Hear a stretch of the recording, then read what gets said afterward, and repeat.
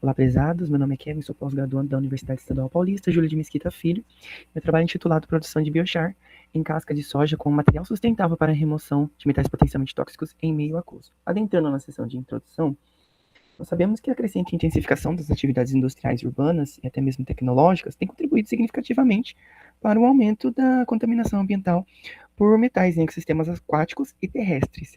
E esses elementos apresentam alto caráter recalcitrante, resultando na bioacumulação e biomagnificação ao longo das cadeias alimentares, representando um risco tanto para a saúde humana quanto também para a biodiversidade aquática.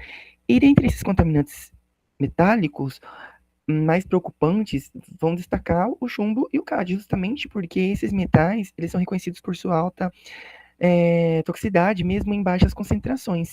No caso, o chumbo ele pode causar danos ao sistema nervoso central e distúrbios cardiovasculares, por exemplo, e já o cádmio ele vai apresentar um potencial carcinogênico, alterações endócrinas, metabólicas, e as principais fontes antropogênicas desses contaminantes, no caso presente no efluente, é proveniente dos processos de galvanoplastia, fabricação de pigmentos, tintas, componentes eletrônicos, enfim.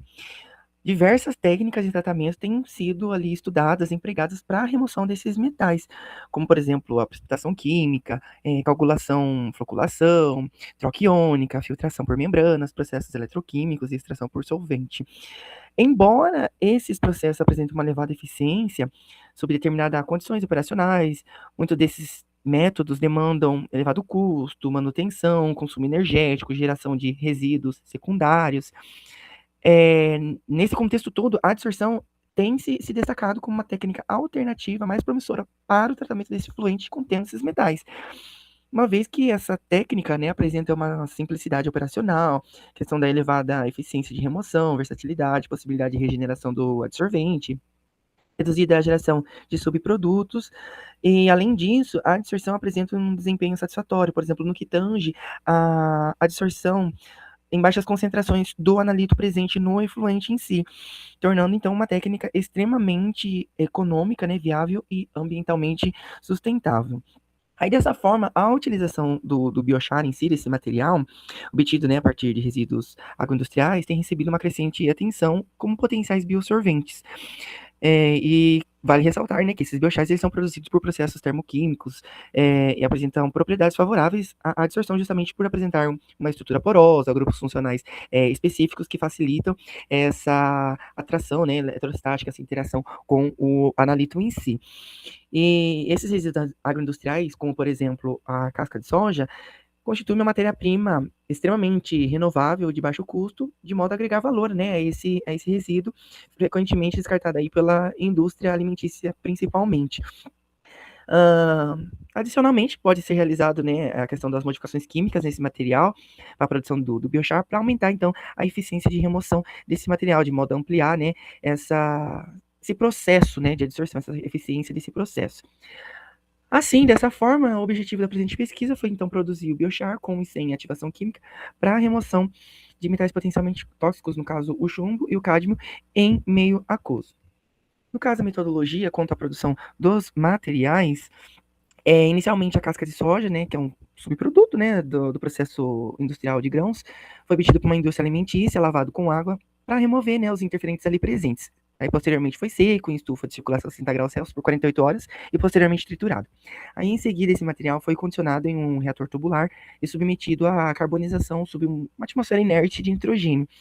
E a amostra, depois, ela foi aquecida, né, até 500 graus Celsius por 2 horas sob o fluxo de nitrogênio para se então obter a amostra BS. Aí uma porção desse material foi submetida a um processo de ativação química por hidróxido de sódio a 0,1 mol por litro e transferido para um forno mufla a 150 graus Celsius por 24 horas. Aí então daí o material foi neutralizado, seco em estufa, para então se obter a amostra BSA. Vale ressaltar que ambos os materiais eles foram peneirados em malha de sem mesh para padronizar, né, a granometria desses materiais, dessas amostras. Quanto à caracterização dos materiais, tanto a composição química quanto as características superficiais das amostras foram caracterizadas por espectroscopia de infravermelho, FTIR, de modo a permitir essa identificação dos principais grupos funcionais presentes ali na superfície do material. Aí, para verificação das propriedades eletrocinéticas dessas amostras, foi investigada a partir do potencial zeta, né, utilizando o analisador ZS90. E a partir dessa análise foi possível avaliar o comportamento interfacial desses materiais e até mesmo a estabilidade, né, dos mesmos em meio aquoso. Quanto aos ensaios de adsorção, de modo geral, todos os experimentos, né, foram realizados em triplicata, e em cada experimento foi utilizado 20 ml de uma solução sintética, né, monoanalítica de cada metal, no caso o chumbo e o cádmio, uma concentração de 3 miligramas por litro. No caso, de modo específico, para o ensaio de adsorção, a variação da dosagem do adsorvente foi de 0,5 gramas até 1 grama.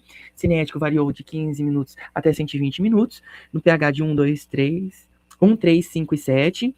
A isoterma variou as concentrações, as termodinâmicas, as temperaturas de 25, 35 e 45 graus Celsius. A partir daí, as amostras foram, então, submetidas à agitação orbital, em Schirke, a 25 graus Celsius a 180 RPM. Em seguida, o material resultante foi lido em adsorção atômica, a fim de obter, então, os dados experimentais para, posteriormente, a plotagem dos modelos específicos respectivos de cada ensaio de adsorção. Bom, quanto aos resultados, os resultados, então, no caso do potencial zeta, para a amostra de BS foi de menos 4,2 milivolts, e para o BSA de menos 16,3 milivolts, indicando que realmente, de fato, essa alteração, essa ativação química, comprometeu o comportamento eletrostático desses materiais após a sua modificação. E no caso do FTIR, para verificação dos possíveis grupos funcionais presentes na superfície dos materiais, verificou que apresenta uma banda larga, né, no ciamento vibracional em 3.444 e 2.931, que é exatamente atribuído ao grupo OH, que está associado aí à lignina e à hemicelulose. Aí nós temos as vibrações CH também, alifático, que também foi verificado para todas as amostras, né, na banda de 2.931. Aí a banda centrada mais para 1510 já é atribuída para as vibrações de tiramento C dupla C, que é os aromáticos, né, da estrutura da lignina também. Foi observada essa banda em todas as amostras. Aí, da mesma forma, a banda de adsorção em torno de 1738 foi relacionada a esse tiramento da carbonila, e está geralmente associada a esses grupos acetilas, né, dessas espécies éteres presentes nas frações hemicelulósicas. E essas funcionalidades oxigenadas são, assim, frequentemente preservadas quanto à produção desses biochar, e desempenha, claro, um papel extremamente importante na reatividade superficial dos materiais para por processo de adsorção. Quanto à dosagem dos adsorventes, verificou, de modo geral, que em ambos os materiais obteve uma melhor adsorção, uma massa de 1 grama, frente à massa de 0,5 gramas.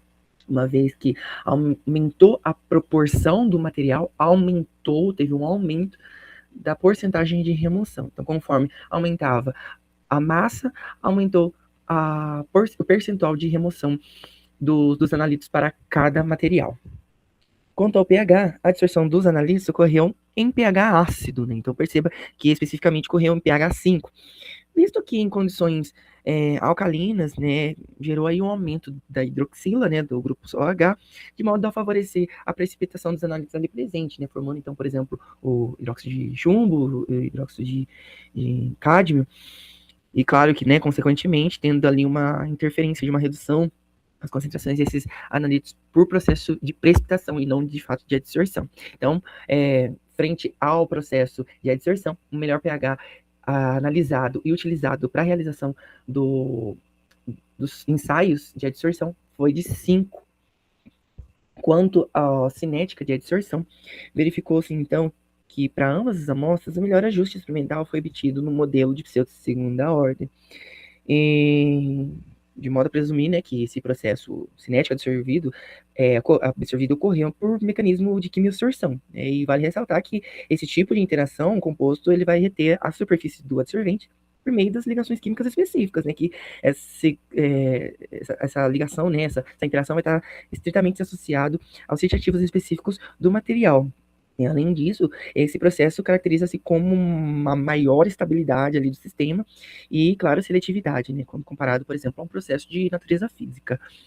Então, a partir disso, verificou que os melhores valores do coeficiente foram para modelagem de pseudo de segunda ordem, de modo específico para ambos os materiais. Adentrando, então, na isoterma de adsorção, verificou que as amostras apresentaram melhor ajuste experimental aos modelos de Langmuir. E esse modelo pressupõe que a adsorção, né, ocorreu em uma monocamada sobre uma superfície heterogênea, que esses sítio ativos, eles possuem, né, apresentam possivelmente a mesma energia de adsorção, né, sendo um modelo extremamente adequado para um sistema que atinge a capacidade máxima de adsorção. Então, a partir disso, foi verificado que o maior valor do coeficiente de adsorção foi da modelagem de Langmuir, isso para ambos os analitos. Quanto ao processo da reusabilidade, então, os materiais apresentaram uma reusabilidade até 5 ciclos. Entretanto, foi verificado que a partir do terceiro ciclo começou a ter um decréscimo. Isso se deve, então, presumivelmente, à saturação dos sítio ativos presentes na superfície dos materiais, bem como também do processo de perca possivelmente do material ao longo das lavagens para os testes de ciclagens. Complementarmente, no quanto ao teste termodinâmico, então foi verificado que a melhor eficiência foi para 25 graus Celsius, atingindo aí um percentual, cerca de 60%, para a amostra de BS, BSA de 80%. Além disso, né, os dados obtidos, verificou que acontece sim um processo termodinâmico de natureza espontânea, né, tendo uma energia livre de Gibbs menor do que zero, e também o aumento dessa entropia, né, da interface entre o líquido e sólido, de modo a facilitar esse processo de adsorção propriamente dito, né, favorecendo essa remoção dos nanolitos durante o processo endotérmico. Como conclusão, então, da presente pesquisa, verificou que tanto a amostra BS quanto BSA promoveram essa elevada eficiência de remoção, uma massa de 1 grama, uma vez que ao dobrar a massa, né, dobrou a remoção proporcionalmente. De modo majoritário, o comportamento adsortivo dos materiais, eles foram adequadamente, né, descritos por um modelo cinético de segunda ordem e a isoterma de Langmuir, de modo a indicar que o mecanismo de adsorção envolveu um processo de fissurção, né, com predominância das forças intermoleculares, por exemplo, de Van der Waals, né, força mais fraca, ausente de transferências eletrônicas, propriamente dito, né, sendo um processo extremamente reversível. E a adsorção dos analitos ocorreu em pH ácido, de modo específico, como já foi mencionado, em pH 5, uma vez que em condições ácidas favoreceu esse processo de precipitação dos analitos ali presentes. E o melhor ajuste experimental dos parâmetros termodinâmicos foi a 25 graus Celsius, sendo um processo extremamente espontâneo, com energia de Gibbs menor que zero, e uma entalpia endotérmica. Além disso, os materiais mantiveram a capacidade de reuso de até 5 ciclos, mas no terceiro ciclo houve, então, um decréscimo desse processo de ciclagem. E a utilização dos resíduos industriais configurar, né, como uma alternativa extremamente econômica e também ambientalmente sustentável para a remoção desses contaminantes nos efluentes aquosos. E além disso, né, reduzir a questão do custo, né, operacional e a utilização, claro, desses materiais, esses resíduos agroindustriais como potenciais biosorventes, trazer, né, essa valorização como produto, né, agrícola, né, pautados ali na economia circular e até mesmo na mitigação dos impactos ambientais. Então, muito obrigado a toda a comissão organizadora, aos órgãos de fomento, às referências principais utilizadas ao longo da presente pesquisa, muito obrigado.